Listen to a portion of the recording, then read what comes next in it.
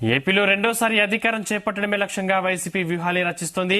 ఈ క్రమంలోనే కీలక మార్పులకు సీఎం జగన్ శ్రీకారం చుట్టారు.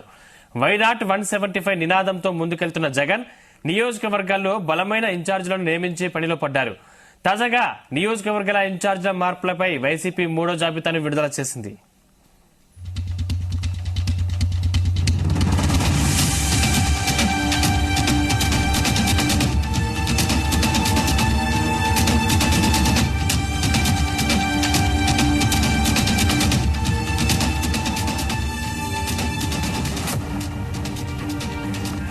వైసీపీ అసెంబ్లీ పార్లమెంటు ఇన్ఛార్జీల మూడో జాబితాలో మొత్తం 21 స్థానాల్లో మార్పులు చేశారు.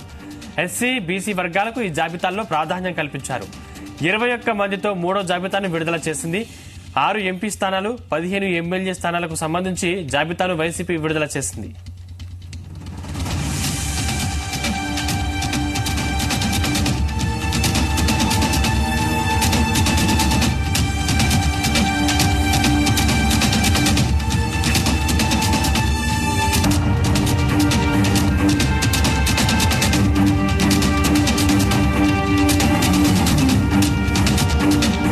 గతంలో విడుదలైన 2 జాబితాల్లో 38 స్థానాల్లో మార్పులు చేశారు. ఇప్పటిదాకా 3 జాబితాల్లో కలిపి 9 లోక్సభ స్థానాలకు 50 అసెంబ్లీ సెగ్మెంట్లకు ఇన్ఛార్జీలను మార్చింది వైసీపీ. 4వ జాబితాలో మిగతా స్థానాలపై స్పష్టత రానుంది.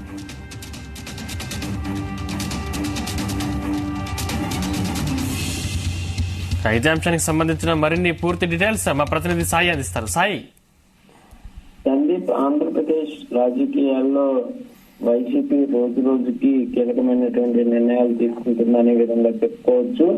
ఇప్పటికే 3 విడతలుగా రానున్న ఎన్నికలకు సంబంధించి అసెంబ్లీ అభ్యర్థులను ప్రకటించినటువంటి వైసీపీ సిట్టింగ్ ఎమ్మెల్యేలను మార్చుకుంటూ వెళ్తుందనే విధంగా కూడా క్లియర్ గా అర్థమవుతున్నటువంటి పరిస్థితి ఉంది. ఇందులో భాగంగా మొత్తం 50 మంది వరకు ఇప్పటి వరకు సిట్టింగ్ ఎమ్మెల్యేని మార్చడం జరిగింది. నిన్న 3వ విడత లిస్టు కూడా రిలీజ్ చేసినటువంటి నేపథ్యంలో 21 మంది కొత్త ఇన్ఛార్జీలను నియమిస్తూ కూడా తాజాగా నిర్ణయం తీసుకోవడం జరిగింది. ఇందులో భాగంగా 15 అసెంబ్లీ, అదేవిధంగా 6 ఎంపీ స్థానాలకు సంబంధించినటువంటి వారికి సంబంధించిన వివరాలను కూడా ప్రకటించడం జరిగింది.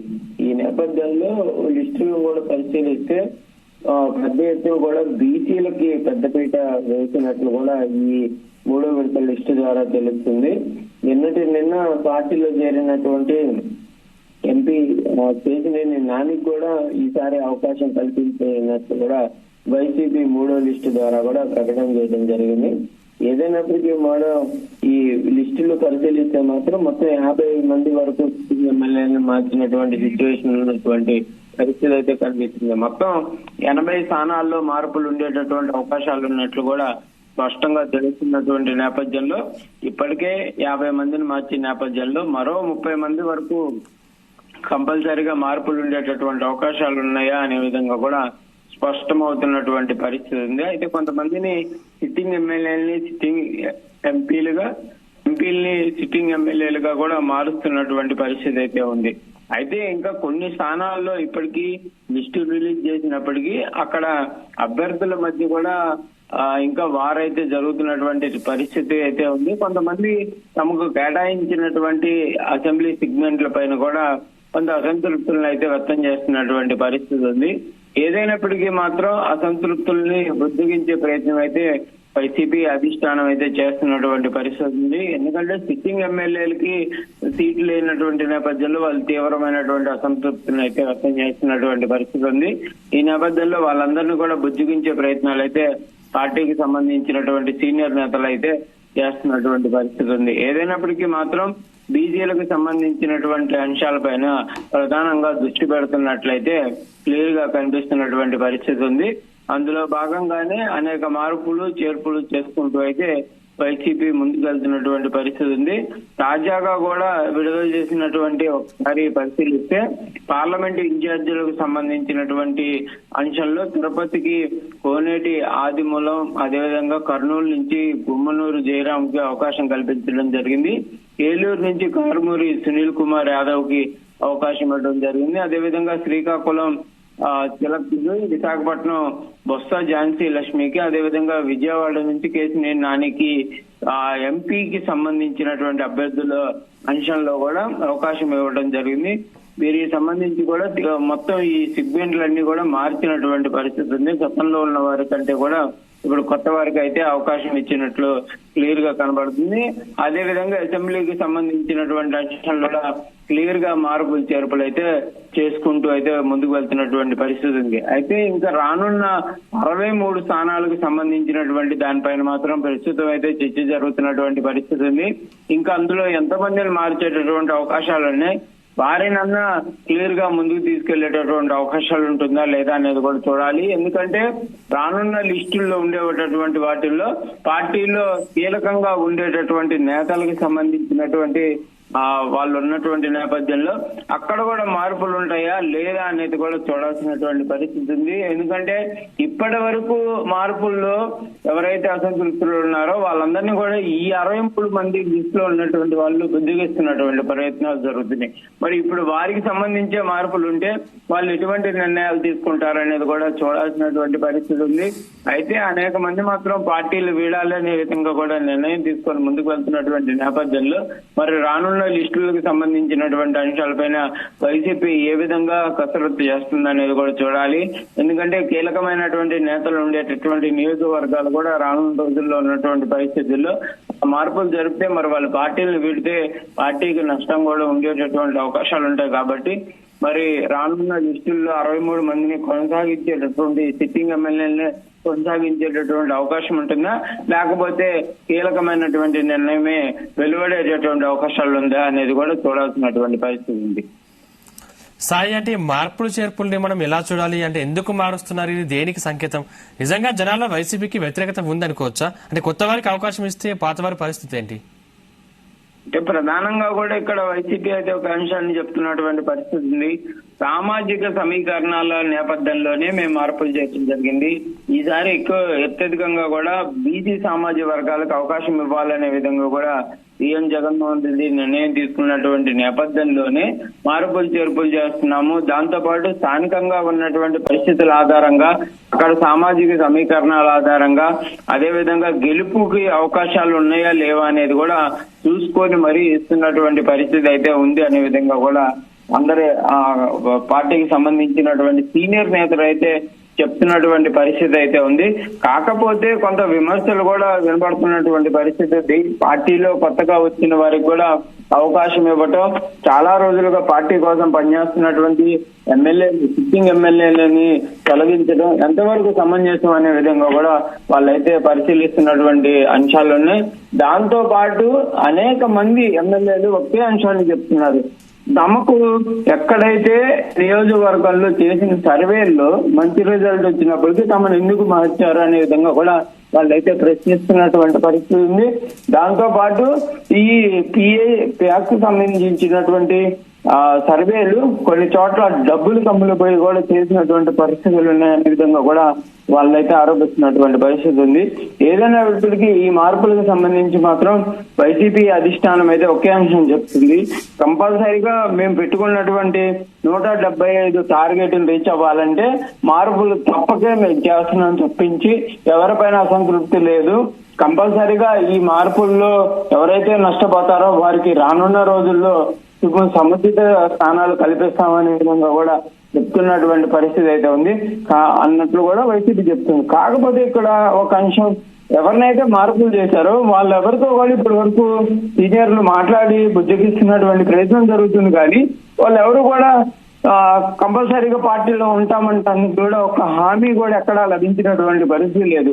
క్లియర్ గా చూస్తే మంగళగిరి ఎమ్మెల్యే కానీ లేకపోతే విజయవాడకు సంబంధించినటువంటి మార్పుల్లో కానీ ఇందులో కీలకమైనటువంటి నేతలే ఉన్నటువంటి పరిస్థితి ఉంది. కానీ వాళ్ళు ఎక్కడా కూడా సంతృప్తికరంగా ఉన్నటువంటి పరిస్థితులు, వాళ్ళు పార్టీ మారి ముందుకు వెళ్లాలనే సిచ్యువేషన్ చేసుకుంటున్నటువంటి పరిస్థితి అయితే క్లియర్ గా కనిపిస్తుంది. మరి వాళ్ళని బుజ్జగించే ప్రయత్నంలో కూడా వైసీపీ అయితే కొంత విఫలం అవుతుందనే విధంగా కూడా కొంత విమర్శలు అయితే వస్తున్నటువంటి పరిస్థితి ఉంది. మరి కావాలని చెప్పి పార్టీ క్లియర్ గా వాళ్ళని బుజ్జగించేటటువంటి ప్రయత్నాలు చేయట్లేదా, కావాలని చెప్పి వాళ్ళని పార్టీ నుంచి పంపించేటటువంటి ప్రయత్నాలు జరుగుతున్నాయా అనే విధంగా కూడా ఒక చర్చ అయితే జరుగుతున్నటువంటి పరిస్థితి ఉంది. ఎందుకంటే సిట్టింగ్ లో 50 మంది ఎమ్మెల్యేలు మార్చిన నేపథ్యంలో వారిలో అనేక మంది అంటే ఒకరిద్దరు తప్పించి మిగిలిన వాళ్ళంతా కూడా తీవ్రమైనటువంటి అసంతృప్తిని అయితే వ్యక్తం చేస్తున్నటువంటి పరిస్థితి ఉంది. ఎక్కడా కూడా వాళ్ళందరూ కూడా కూల్ గా ఉన్నటువంటి పరిస్థితి లేదు. ఇప్పటికే అనేక మంది తమ ఒక పార్టీలు మారే విధంగా కూడా నిర్ణయాలు తీసుకోవడం జరిగింది. అనేక రకాలుగా కూడా వాళ్ళ రాజకీయ పరిణామాలు అయితే చోటు చేసుకుంటున్నాయి. కానీ కేసీఆర్ నాని అంశానికి సంబంధించి కూడా తీవ్రమైనటువంటి విమర్శలు అయితే వస్తున్నటువంటి పరిస్థితి ఉంది.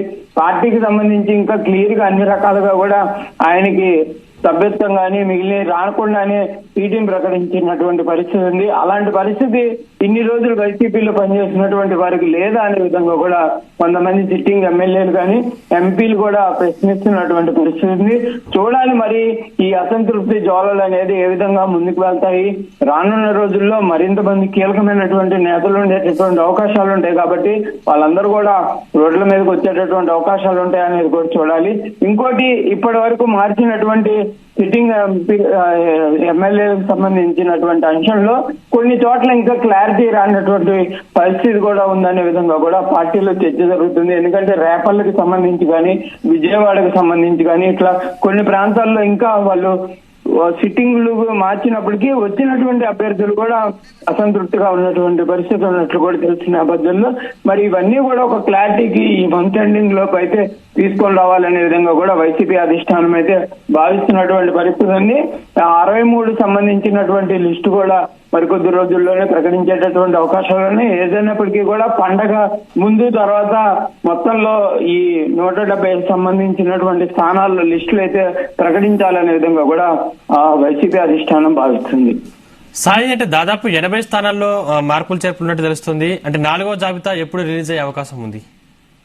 అదే సందీప్, మనం ఏదైతే చెప్పుకున్నట్టు కంపల్సరిగా ఫెస్టివల్ ముందు కానీ ఫెస్టివల్ తర్వాత కానీ కంపల్సరిగా ఈ క్లారిటీ అయితే ఇచ్చేటటువంటి అవకాశాలు అయితే కనిపిస్తుంది. ఇప్పటికే కసరత్తు అయితే జరుగుతున్నట్లు కూడా సీనియర్ నేతలు చెప్తున్నారు. కంపల్సరిగా రానున్న రోజుల్లో ఈ 63 లిస్టు సంబంధించినటువంటి లిస్టు కూడా ప్రకటించే అవకాశాలు ఉన్నాయి. ఇందులో కూడా క్లియర్ గా మార్పులు అయితే కొన్ని ప్రాంతాల్లో ఉండేటటువంటి పరిస్థితి అయితే ఉన్నట్టు కూడా పార్టీ వర్గాల్లో చర్చ జరుగుతుంది.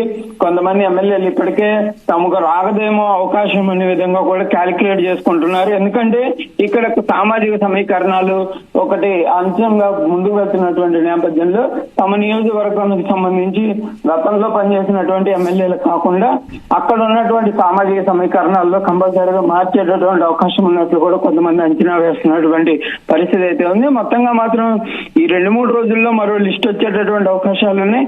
దాంతో పాటు పండగ తర్వాత అయితే క్లియర్ గా అన్ని రకాలుగా ఈ 63కు సంబంధించి కూడా క్లారిటీ వచ్చేటటువంటి అవకాశాలు ఉన్నాయి. కంపల్సరీగా టార్గెట్ అయితే 80 మందిని మార్చేటటువంటి అవకాశం ఏదైతే ఉందో అది క్లియర్ గా ఉండేటటువంటి అవకాశం ఉన్నట్లు కూడా స్పష్టంగా తెలుస్తుంది. ఎందుకంటే రెండో విడత తర్వాత కూడా మార్పులు ఉండవు అనే విధంగా కూడా బొత్స సత్యనారాయణ చెప్పినప్పటికీ కూడా ఇప్పుడు మార్పులు అయితే క్లియర్ గా చేసినటువంటి నేపథ్యంలో కంపల్సరీగా రానున్న రోజుల్లో కూడా సిట్టింగ్ ఎమ్మెల్యేలకు సంబంధించి మార్పులు అయితే క్లియర్ గా ఉండేటటువంటి అవకాశం ఉంది. మొత్తంగా మాత్రం 80 మందిని టార్గెట్ గా ఉన్నటువంటి పరిస్థితి అయితే కనిపిస్తుంది. మరి 80 మందిలో రానున్న రోజుల్లో ఇంకెంత మంది ఉంటారనేది కూడా చూడాలి. ఎందుకంటే 60 మంది ఉన్నటువంటి పరిస్థితి కాబట్టి కంపల్సరీగా మరింత మార్పులు అయితే కనిపిస్తున్నటువంటి పరిస్థితి ఉంది. Right, thank you Sai.